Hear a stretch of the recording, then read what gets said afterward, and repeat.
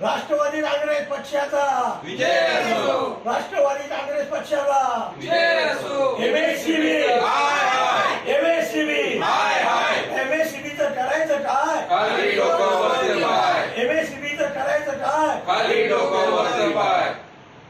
हाय हाय, या सरकारचं करायचं काय? खाली डोकं वरती पाय. एमएससीबी, हाय हाय, एमएससीबी, हाय हाय,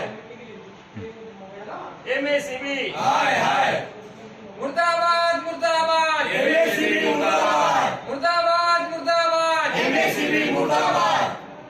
काय सांगाल मॅडम, वरण गावातला विद्युत पुरवठा वारंवार खंडित होतोय. तुम्ही आज ऑफिसमध्ये बसून ठिय्या आंदोलन करताय. साहेबाची खुर्ची मोकळी दिसत आहे, काय सांगाल? पत्रकारांना अतिशय चांगल्या पद्धतीने माहिती आहे की या ठिकाणी खुर्ची खाली दिसते.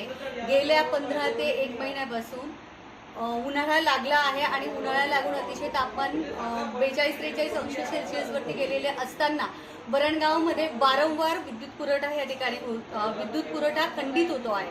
आणि यासाठी काय चाललं आहे तर तुम्ही बघताय की इथं खुर्ची, जबाबदार व्यक्तीची खुर्ची खाली आहे. आम्ही लाईव्हमॅनला विचारलं की साहेब कुठे आहेत? आमचं ठिय्या आंदोलन राष्ट्रवादी काँग्रेस पक्षातर्फे या ठिकाणी चालू आहे. आमचे नगरसेवक या ठिकाणी बसले, तसेच सगळे पदाधिकारी ठिकाणी या ठिकाणीच गेल्या 1.5 ते 2 तासापासून ठिय्या आंदोलनाला बसेल. ठिय्या आंदोलन करत असून देखील एकही जबाबदार अधिकारी या ठिकाणी येऊन याची दखल घेत नाही. याच्यासारखी खेदजनक बाब या ठिकाणी दुसरी नसेल अशी मला वाटते. आणि मी लाईनमॅनला विचारलं की साहेब कुठे गेले आहेत?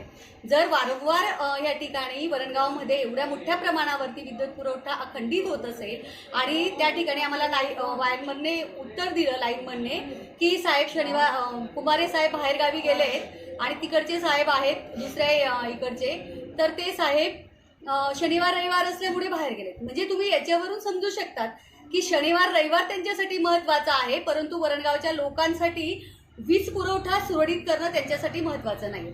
खरं तर मला या सरकारचा या ठिकाणी निषेध नोंदवायचा आहे की हे लोकांच्या जीवाशी आणि वरणगावच्या जीवाशी या ठिकाणी खेळत आहेत.